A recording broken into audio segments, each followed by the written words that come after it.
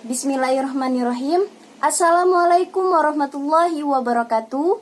Alhamdulillahirabbil alamin wa bihi nasta'in ala umurid dunya waddin. Wassalatu wassalamu ala asyrafil anbiya'i wal mursalin wa ala alihi wa sahbihi ajmain. Amma ba'du. Pertama-tama, marilah kita panjatkan puja dan puji syukur kita atas kehadiran Allah Subhanahu wa taala. Karena dengan beliaulah kita bisa hadir di diskusi online ini.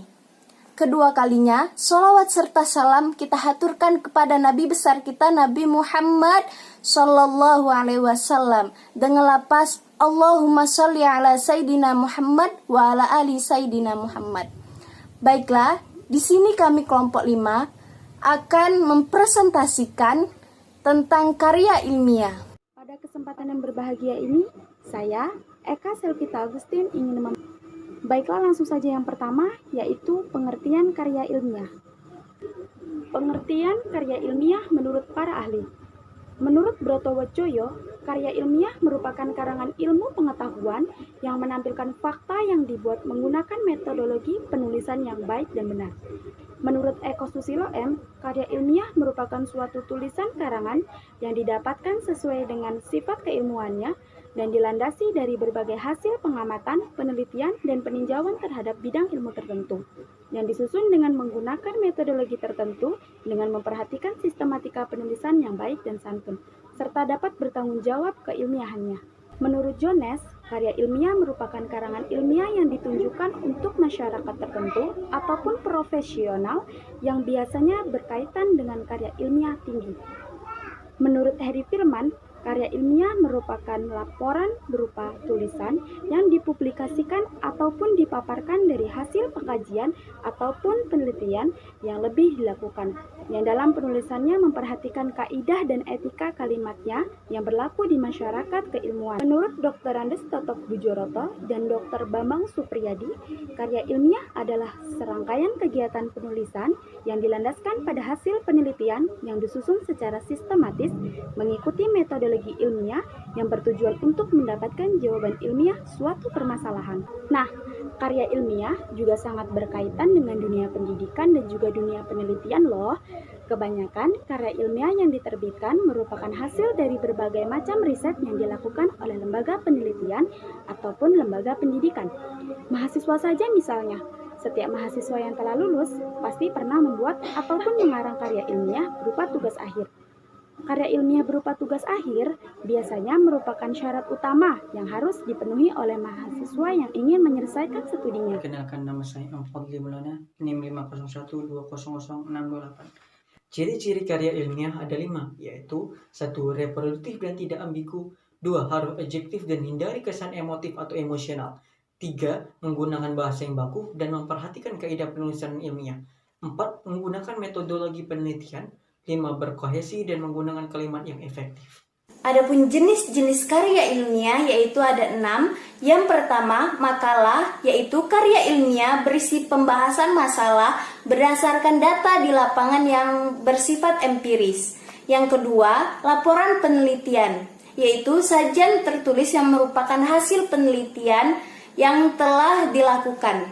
Yang ketiga, skripsi, yaitu karya ilmiah hasil penelitian mandiri, yaitu salah satu syarat untuk memperoleh gelar S1. Yang keempat, yaitu tesis, karya ilmiah hasil penelitian mandiri sebagai syarat untuk memperoleh S2. Yang kelima, disertasi, yaitu karya ilmiah hasil penelitian mandiri untuk syarat gelar dokter. Yang kelima, jurnal, yaitu karya ilmiah hasil penelitian yang diterbitkan atau dipublikasikan. Baiklah, di dalam karya ilmiah terdapat teknis-teknis penulisan karya ilmiah. Nah, di sini kelompok 5 akan memberikan 2 contoh tentang karya tulis ilmiah. 1. Spasi atau jarak baris penulisan. Dalam menulis karya ilmiah terdapat beberapa ketentuan mengenai spasi atau jarak baris penulisan. Di antaranya sebagai berikut. Pertama, spasi untuk karya ilmiah adalah 2 spasi. Beberapa perguruan tinggi telah menentukan jarak spasi yaitu 1,5 spasi. Yang kedua, spasi untuk kutipan langsung, judul tabel, judul gambar, dan daftar pustaka adalah berjarak 1 spasi ke bawah.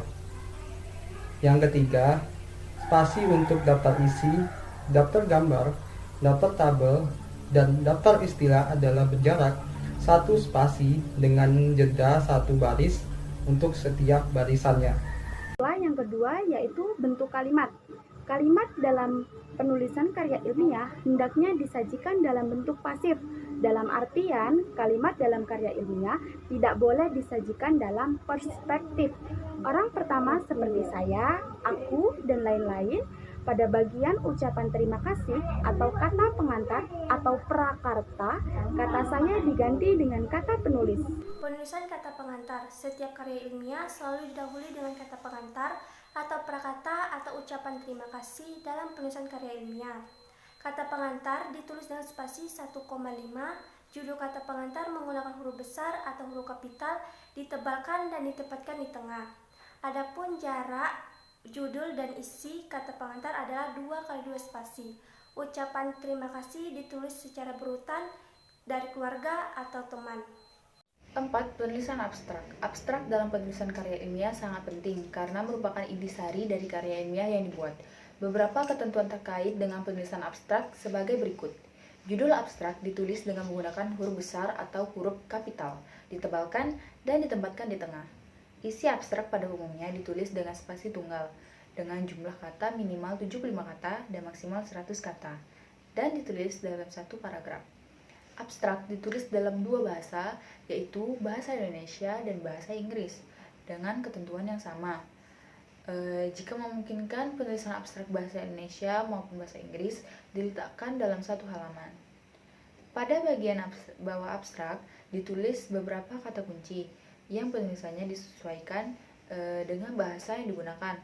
Dalam artian, pada abstrak dalam bahasa Indonesia maka kata kunci ditulis dalam bahasa Indonesia. Begitu pula abstrak dalam bahasa Inggris, maka kata kuncinya ditulis juga dalam bahasa Inggris. Istilah asing yang digunakan dalam abstrak ditulis dengan huruf miring atau dicetak miring. 5. Penulisan daftar isi. Daftar isi ditulis dengan spasi tunggal. Untuk penulisan judul, setiap bab ditebalkan atau di bold dan menggunakan huruf besar atau huruf kapital. Adapun jarak antara judul daftar isi dengan isi adalah 3 spasi. 6. Penulisan daftar gambar, daftar tabel, dan daftar lampiran.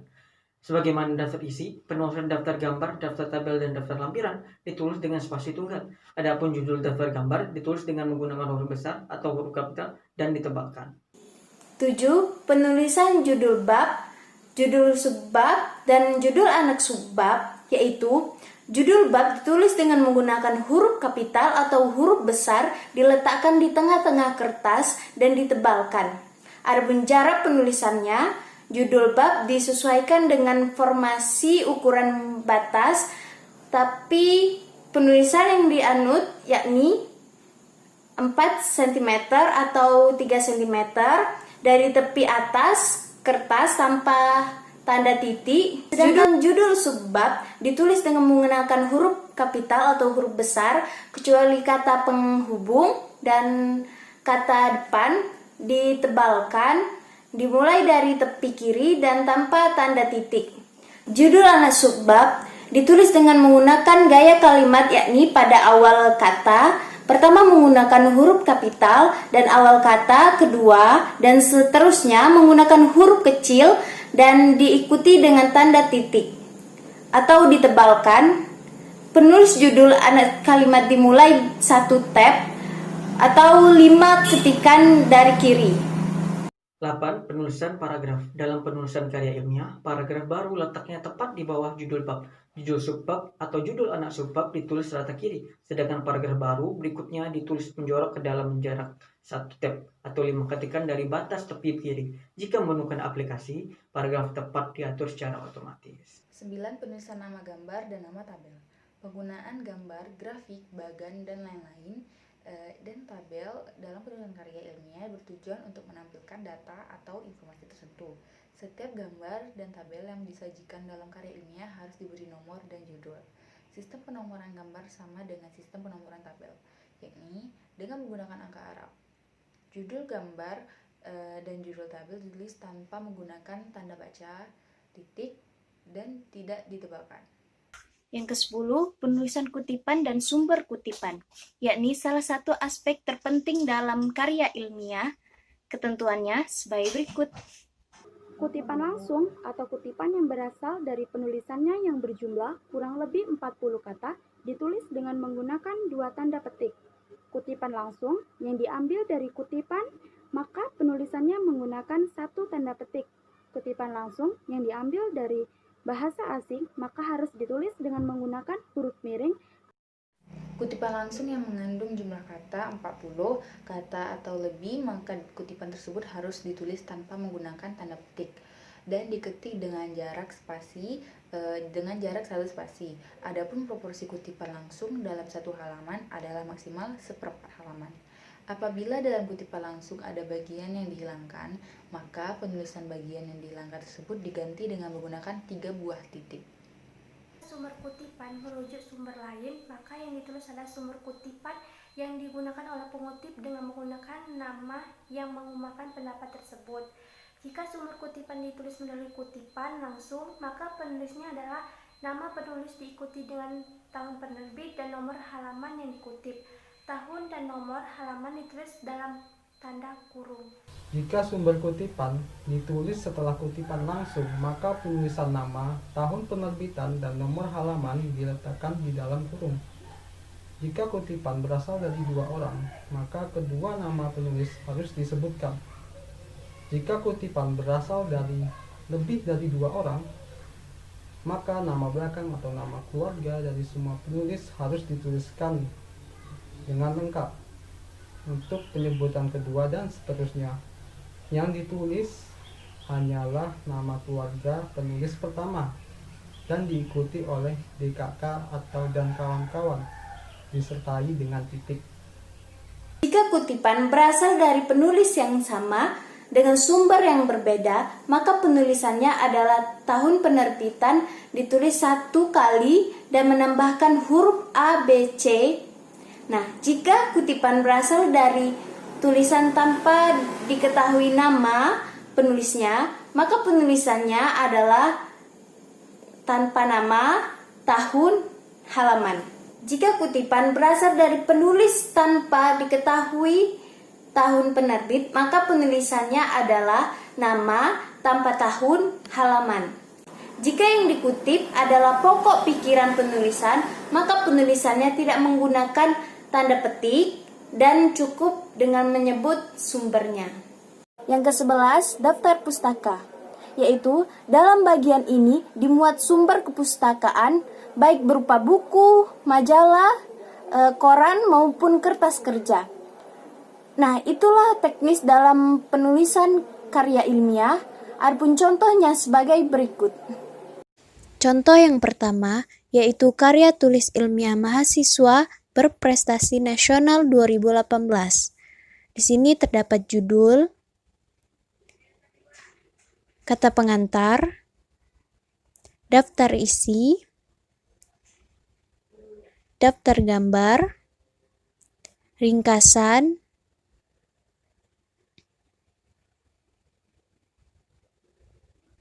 pendahuluan yaitu bab 1, latar belakang, rumusan masalah, tujuan masalah, manfaat masalah, penelitian, bab 2 yaitu pembahasan, bab 3 analisis, yaitu bab 4-nya simpulan, yang terakhir daftar pustaka.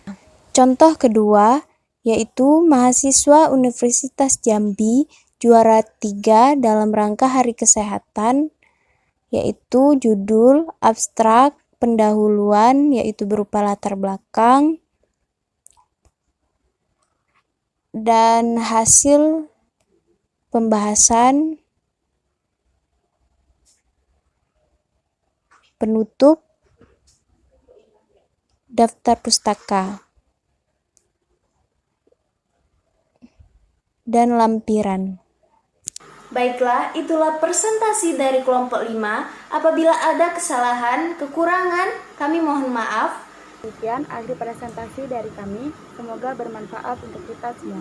Wabillahi taufiq wal hidayah. Wassalamualaikum warahmatullahi wabarakatuh.